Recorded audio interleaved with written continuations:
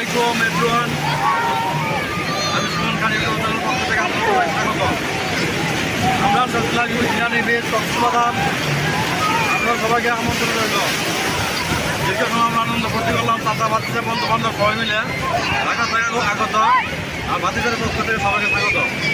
ভাতিজার নাম হলো রবিউল ছাত্র তবে ফরুক মেয়ে।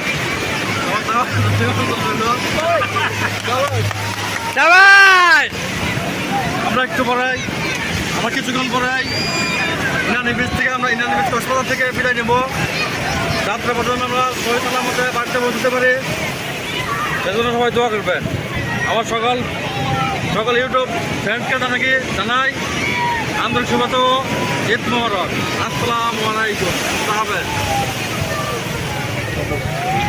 আপনি এখন গিয়ে দিতে না